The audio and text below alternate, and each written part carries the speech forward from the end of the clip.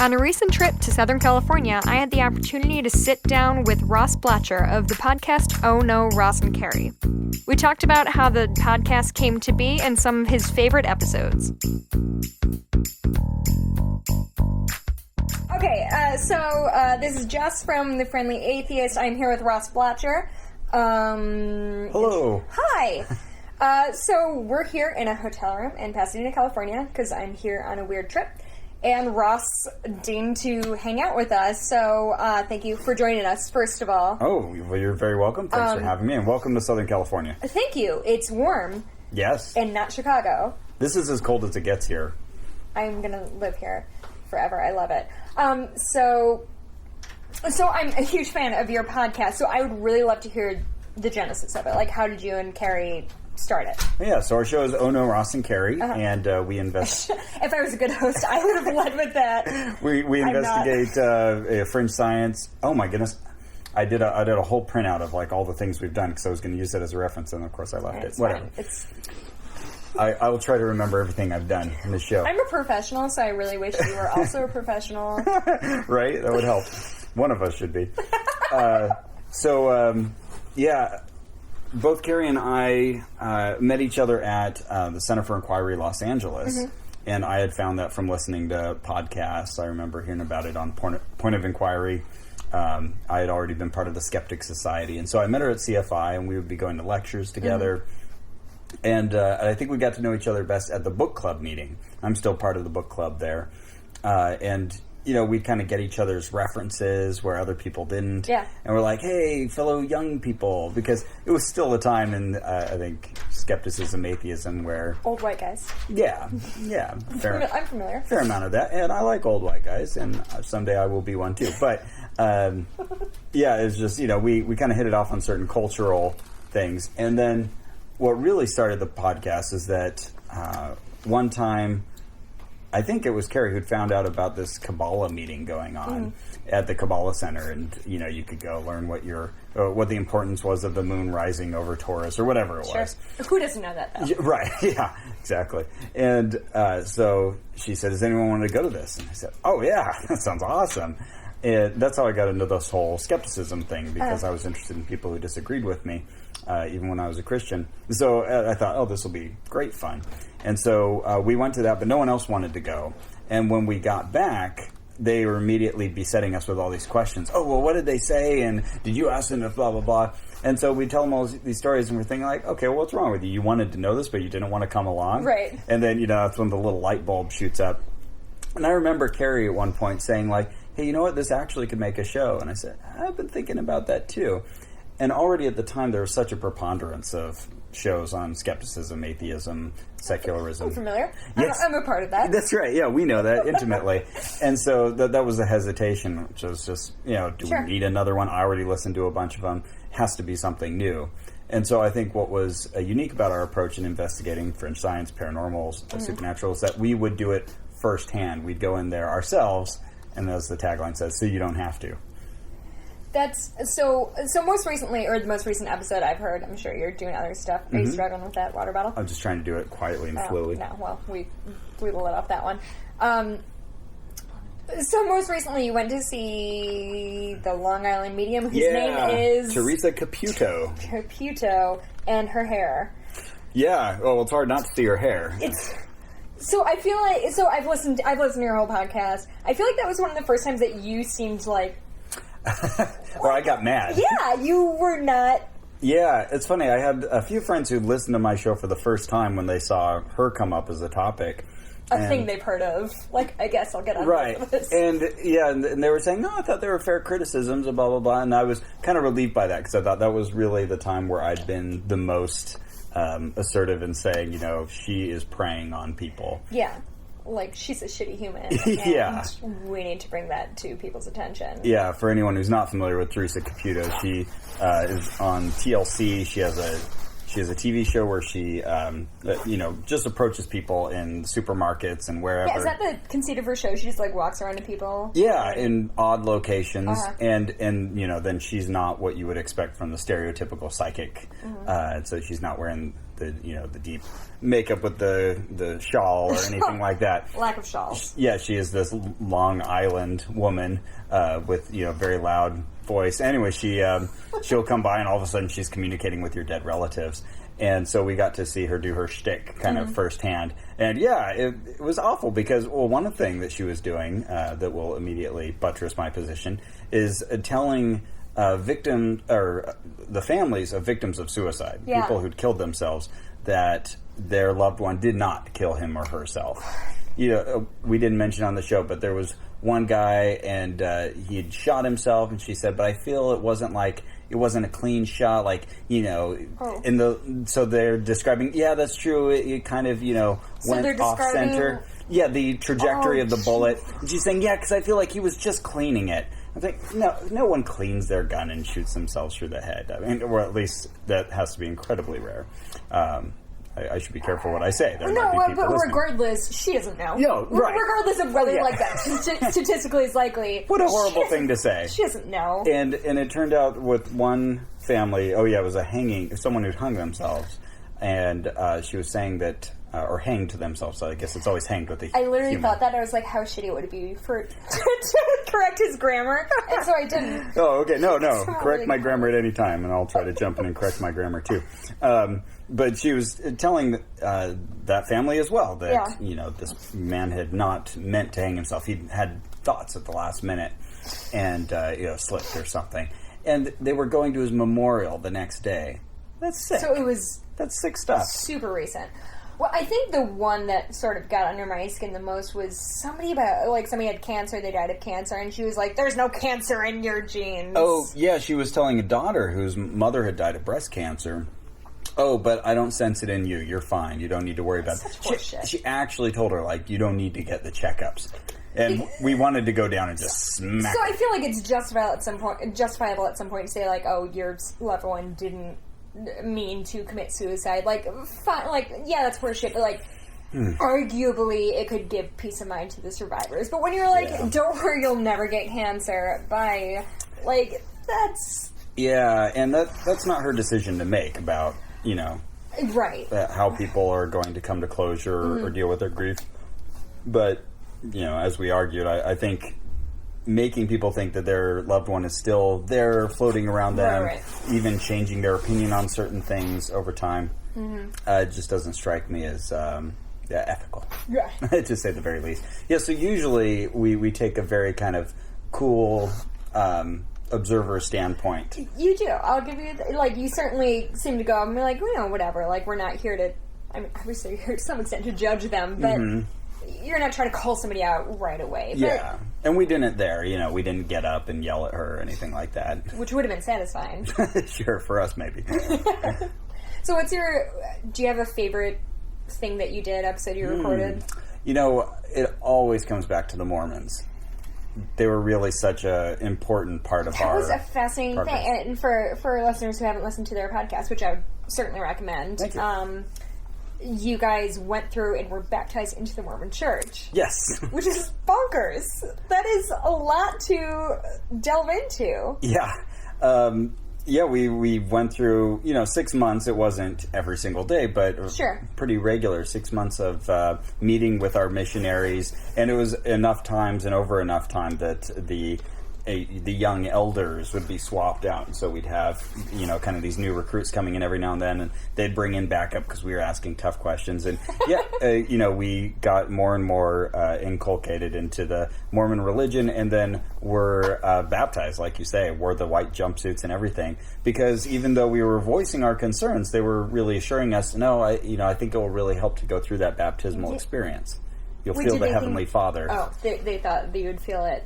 Yeah, that would help really clinch it. The white jumpsuit would totally bring in... Right, well, and they all had these kind of personal stories of how this was such a huge moment for them when they were baptized. So they were hoping the same for us. And it's a tricky line that we walk because we pay I'd like to think it's not lip service. We honestly believe that if something convinced us, or if the Heavenly Father did speak to us, well, then we just become a Mormon podcast, and talk about that all the time. And that would be a right turn for your podcast. Sure, I'd be cool with that if that's where the evidence led me. Sure. The evidence was Heavenly Father speaking to me. So on one hand, I was totally open to that being true, but at the same time, I wasn't expecting it to be. Yeah. And I didn't have that feeling, and we had to be honest with them about that. So it was a little awkward. Well, that was one of 2 times that you had people kind of find you out, so to speak, that they... Oh, boy. Yeah, now actually it's been quite a few times, because the Mormons found out about our investigation, and we told them we'd done it for a podcast, and they listened to it. Mm-hmm. And actually we got a lot of feedback. We heard through channels that the church didn't find it anti-Mormon. Well, I think that's fair, that it was that, and what was the other one with the battery mountain climbing? Yeah, the Atheist Society. That is the most notorious example of them finding out. Yeah, I think, it's hard to, I kind of feel like that doing this, that, I meet people who find out that I do this podcast, and, I feel like I stand by anything I say. I don't think I necessarily trash people. You know what I mean? And I feel like you can say the same thing, that, you don't come on, looking to bag on people. You're just coming to have the experience and be very honest about what you felt. Right. Which isn't necessarily... I don't know, it's tricky, but... Certainly that's our aim, and...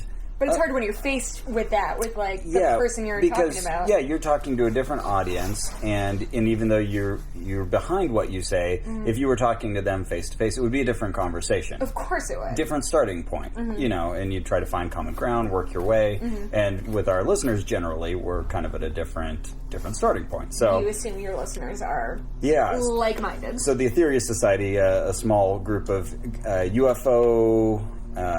believers, they believe this English gentleman was channeling masters from... Very charming English gentleman. From other... Oh, yes. From, yes, absolutely. Apparently. I guess you have to be. From other planets. And so, it sounds pretty wild on the face of it, and they're used to hearing that. But yeah, we reported on our interactions with them. They knew about it immediately. They'd already looked our names up and found us out. And we tend to use our real names in almost all of our investigations. Do you know how they got kind of turned on to the fact that you were probably from something else? Do you know what prompted them to because I signed up for the newsletter and, to become a friend of the Atheist Society. And so that included my real email address. They just, Googled. Yeah, and they Googled. And it was Googled us both right away and they do a show. And they tell us that they didn't think that we were doing a show on them. But clearly they were checking to see if we were. So, make of that what you will. But yeah, their reaction was very negative, and then we invited them on the show, and they took us up on the offer, which was fascinating. It was quite a conversation. Yeah, it was interesting. And, I thought it was great. We got all kinds of reactions to that show, which is good. People are talking. Totally different for our show, because it was this interview with the people we'd investigated, and they were really defending their point of view, and it was interesting to hear the arguments they used. And I think, they made our point for us, I think. Sure. If you had to go back and do it again, would you have done anything differently in terms of how you reported on them? Yeah, and I remember in that episode, Carrie had kind of said we could have handled our first episode better, and I agree. If we did it differently, or again, rather, we might do it a little differently. Do you think you would have tried to take them more seriously, or been less lighthearted about them? We don't... we don't spend too much time looking at the words we're saying and kind of analyzing them on the spot. No, it's a conversation. But I think generally, yeah, it really is. I think generally our humor hopefully comes from the situations we find ourselves in. Yeah. And in just the things that humans do, the variety of human experience, of religious experience, or alternative medicine experience, or whatever it is we're testing out. And we try not to make it at the expense of the people. Now, if it's someone who we feel is a deliberate... so it seems like you... I'm trying to choose my words carefully. Someone like Teresa Caputo, we will take to task a little more. So there's a difference between the person who's leading a lot of people on, in your opinion, and the people who are being led on. Right. So in the Atheist Society episode, we really took George King to task. Sure. He was the founder of that religion, and he's now deceased, and... we felt he was fair game. But we tried to be respectful to the people themselves. Yeah, I don't... And that's easy to do because we really did respect them. They were smart, nice people. Well, because it's so much easier to say, like, all of those Mormons are all like this, instead of, like, this person I'm talking to every week or every month is like this. And we've run into some rude people, some jerks, like the 9/11 truthers. We didn't like them as a group. I mean, and that's hard to say. Obviously, you can have nice conversations within that, but as a whole, that group was just kind of abrasive and mean. Yeah.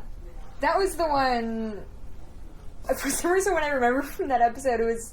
Somebody was trying to, like, refresh their menu, and they were doing it wrong, and it was... I don't know if it was you or Carrie, but it was just, like... He was just fucking driving me crazy. He was doing it wrong. It was making me nuts. It was probably me, yeah.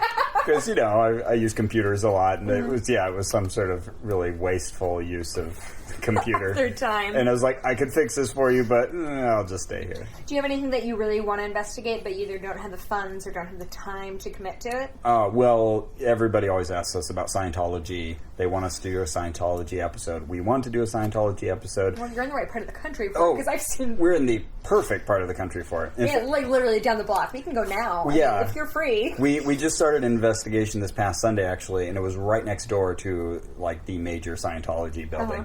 And I've gone to a lot of Scientology events, and so has Carrie. Independently, we've been to various things. For the podcast, or just in your life? Because that's the kind of people we are.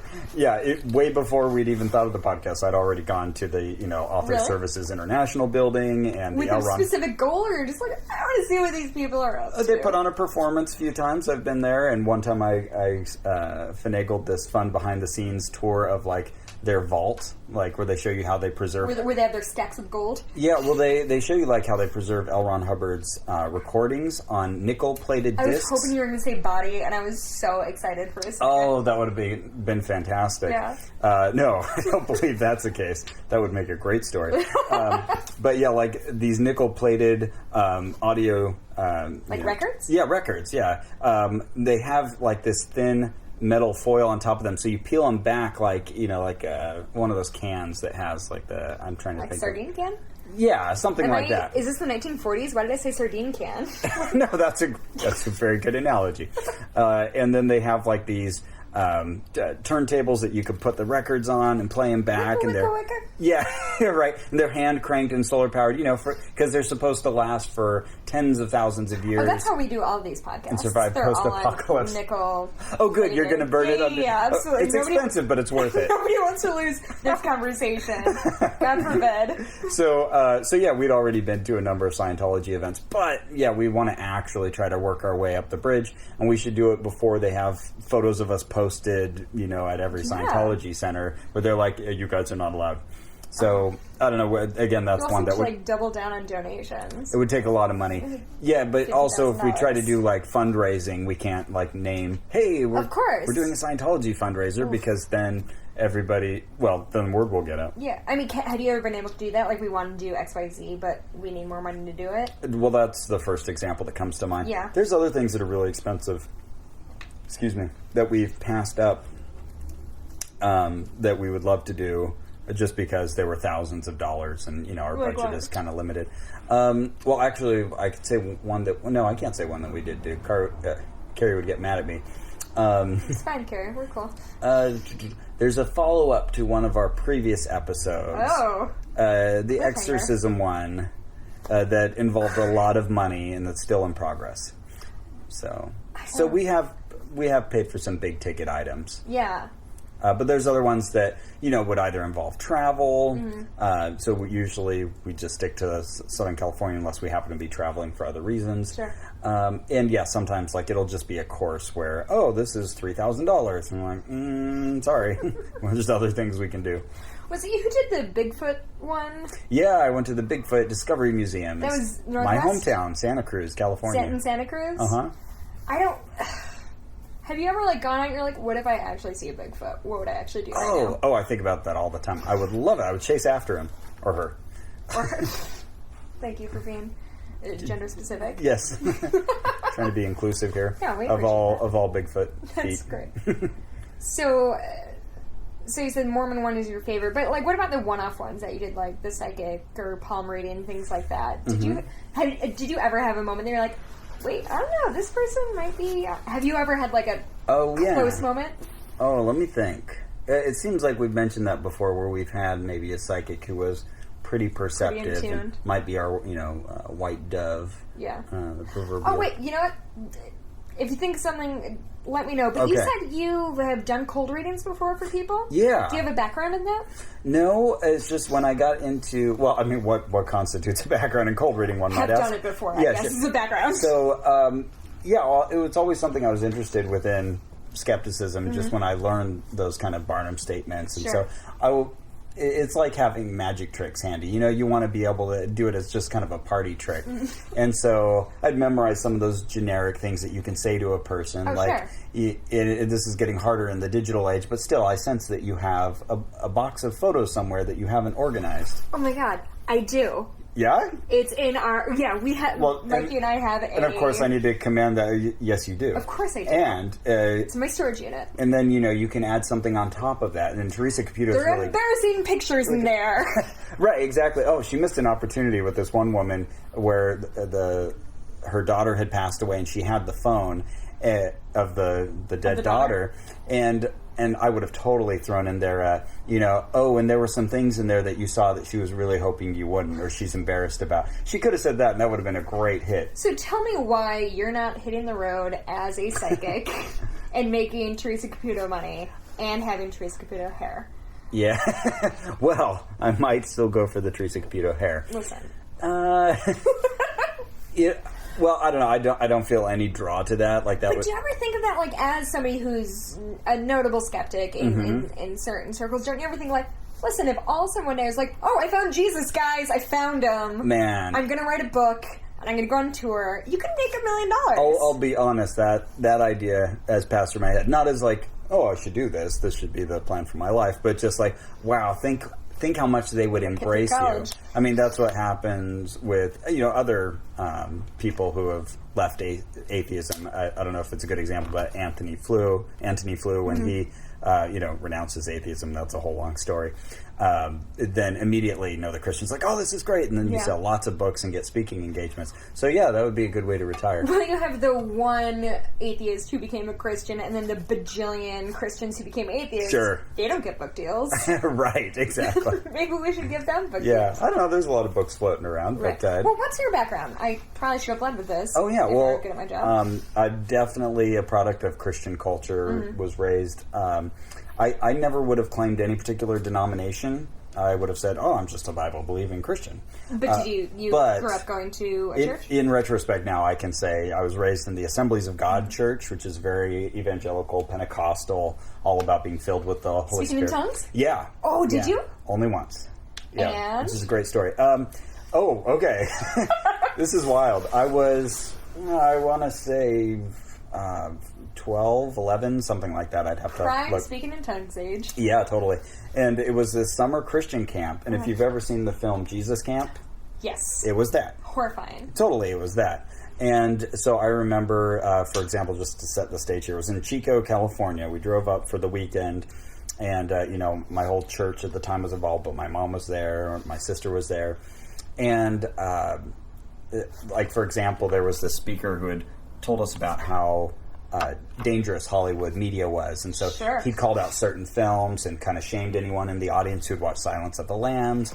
And I remember when we got home... Wait, why Silence of the Lambs? Well, because it's horrible and dark, and as opposed to the rest of the Hollywood like movies. The kind of things that you're filling yourself with, these evil spirits really was kind of the implication there. So when we got home, my mom threw out my VHS copy of Aladdin.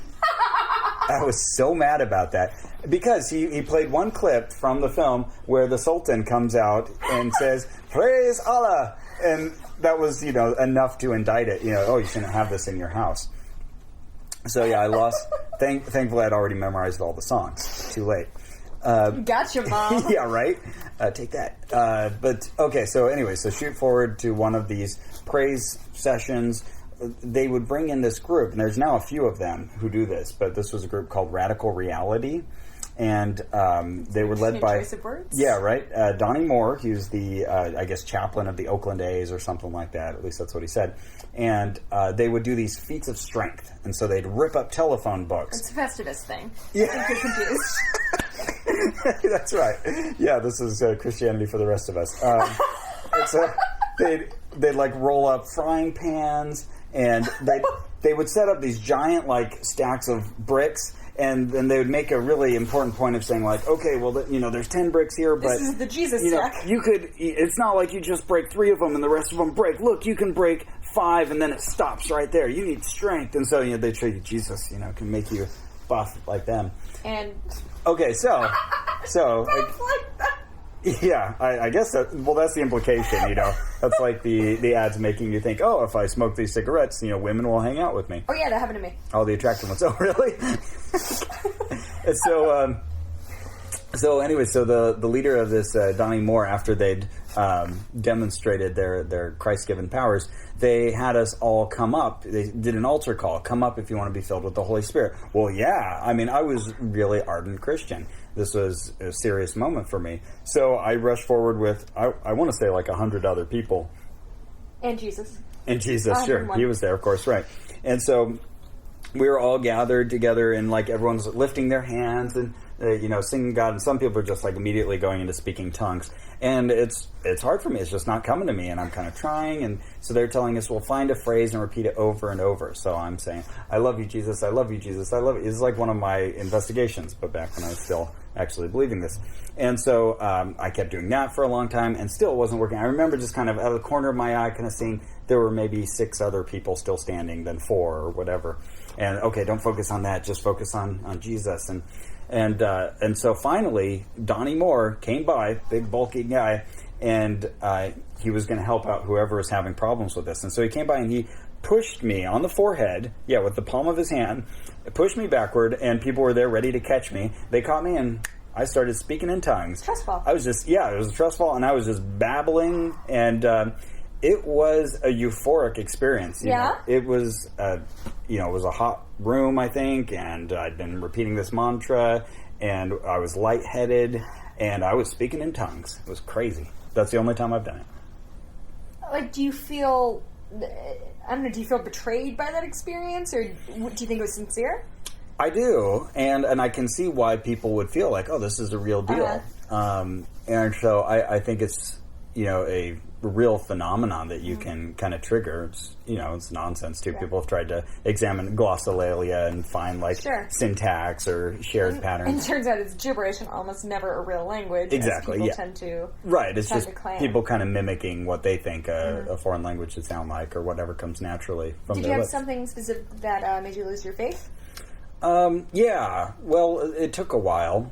Shoot forward to college. I was studying animation, so I wasn't really in Christian animation. That's right. So I wasn't in a lot of science classes. I didn't have any math classes. I'd skipped all those, prerequisites. As a literature major, I don't know math. Yeah. So I could have escaped unscathed. I was leading the Bible study group at the time. Really? So you're way into college. Yeah. So this is this is maybe third year college, and so I'm the president of Living in God's Hands Today. Sure. Light. Who was clever? There? Light.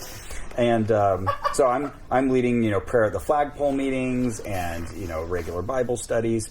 And so what started me was that one of my professors, Dr. Pack, was my botany and earth science teacher. He had so you didn't take math, but you took earth science. Yeah, it was... You thought that'd be more... Ecology, it was something like that. Now I can't even remember. Environmental studies, that was it. Now I remember.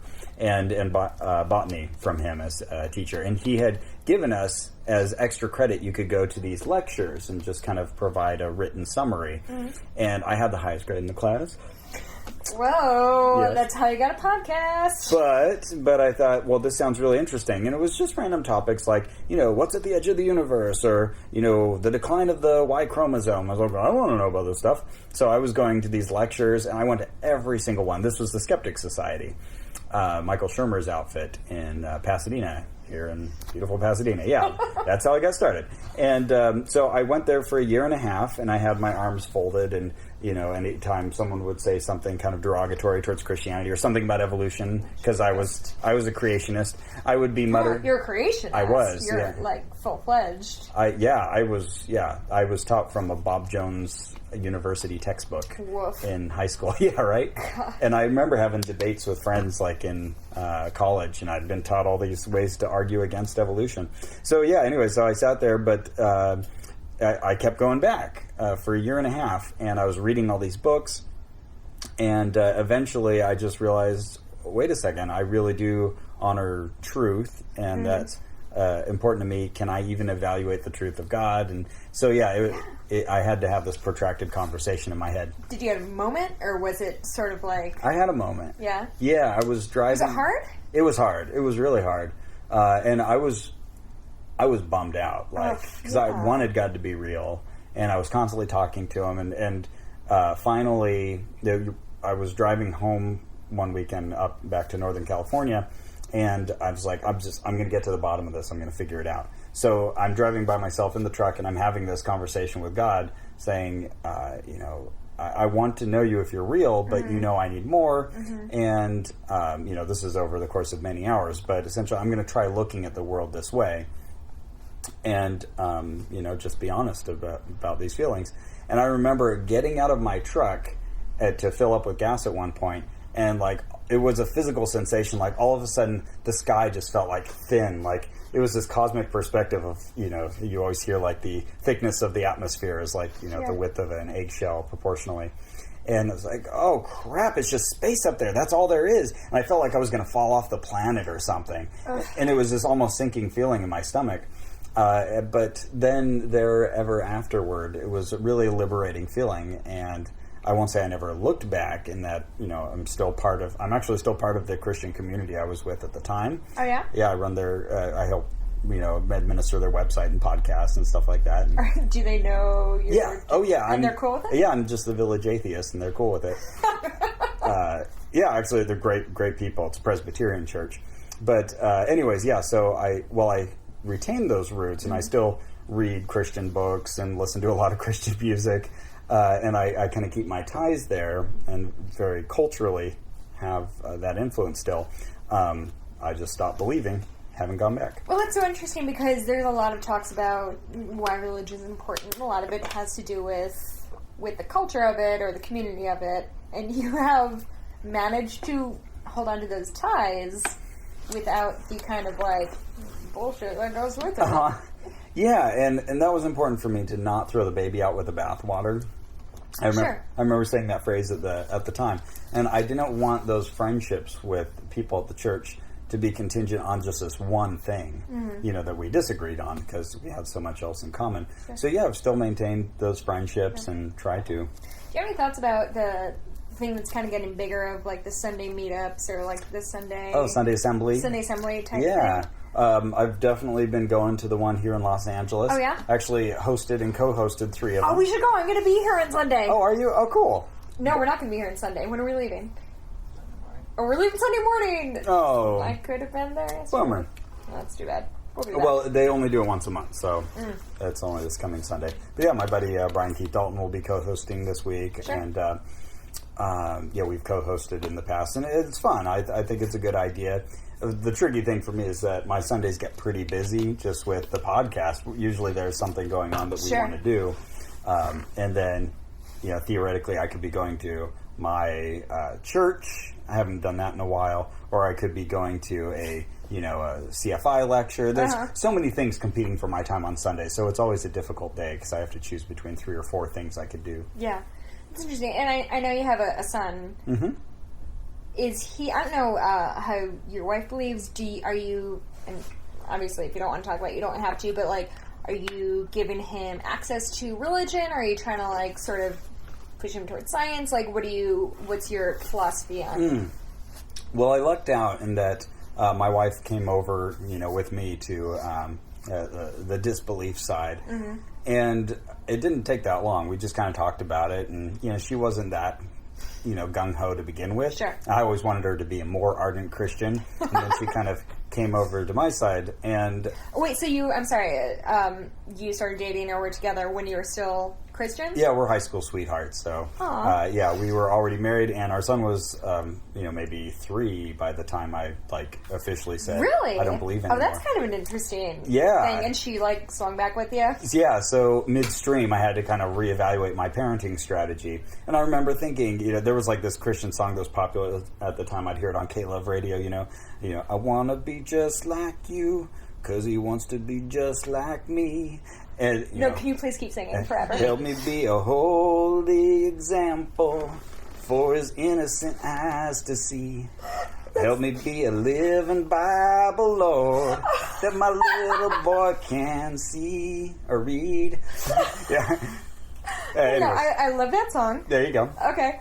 So, that was kind of my parenting philosophy up to that point. So I had to replace all those things. You want to be a Bible he can read? Now, or see?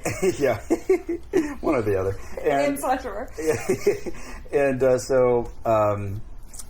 we've just kind of figured it out as we went along, but we're just honest with him. Sure. And so we talk about it a fair amount because I'm always looking into these things. So I tell him about what I'm looking into. We try to let him know about Christianity. We let his grandparents take him to church. I used to take him to church with me, actually. Oh, really? Even after I became an atheist. And then I started asking him when he got old enough, hey, do you want to go? Mm-hmm. And he would say, no, he'd rather stay and watch cartoons or play video games. Smart kid. Right. So, if anything, we kind of wish he had a better understanding of the Bible, because I think that'll pay off in life anyway. Yeah. And so I'm always trying to, communicate these lessons. And, he and I will read the Bible sometimes together, or, we read the whole Noah account, and then we went to watch the movie together, and we talked about it afterwards. So. With the most recent Noah movie? Yeah, the Darren Aronofsky one. Did he like that movie? Because I hated it. Oh, yeah? I had really mixed feelings about it. I think they should have called it Noah and the Partial Birth Abortion. That would have been a great title for it. My fiance and I went to see it, and I went to see it, with the intention of, listen, clearly I don't believe this is based on a true story, but, it's kind of an interesting... Yeah, sure. It was mythology, just like anything else. I hated that movie so much. Really? It was 18 hours long. I don't know. I just didn't... Well, I was upset because... I can't imagine, a kid liking it, because... He was interested, I think, especially just to see the comparisons with what we just read, because obviously so much is expanded upon, Tubal Cain stowing himself away on the boat. Uh-huh. I'm giving stuff away, sorry. Spoilers. Spoiler alert. And we'll do spoilers. The Nephilim, were these big rock creatures. People. I'm like, no, they were supposed to be giant. It was the second Lord of the Rings movie. I've seen that movie. Yeah. It's a better movie. Right, exactly. My overall impression was, yeah. There are things I liked about it. And no, I wasn't crazy about it. Okay, well, let's see where we are in time. 30. Well, went super long. Okay, so thank you so much for joining us. This is a lot of fun. We can find your podcast on Ross and Carrie. Yeah, at MaximumFun.org. Right, and then look for us there. And OnRack, what's your website? Oh, and then you can go to Facebook.com/OnRack. Okay. That's a good community where we post pictures and interact with everybody. It's fun. I absolutely recommend people listen to Ross and Carrie after they've listened to all of the backlog of the Friendly Atheist podcast. Ross, thank you so much for coming. This is a blast. You're welcome. Okay, thanks. Thank you. Thanks for listening to the podcast for friendlyatheist.com. The music was composed by Brad Chagdis. If you like what you're hearing, please consider making a contribution at patreon.com/Hemant, that's He-Man-T. We appreciate your support. And if you have any questions, feel free to email us at friendlyatheistpodcast@gmail.com. I'm Hemant Mehta. And I'm Jessica Blumke. We hope you'll join us next time.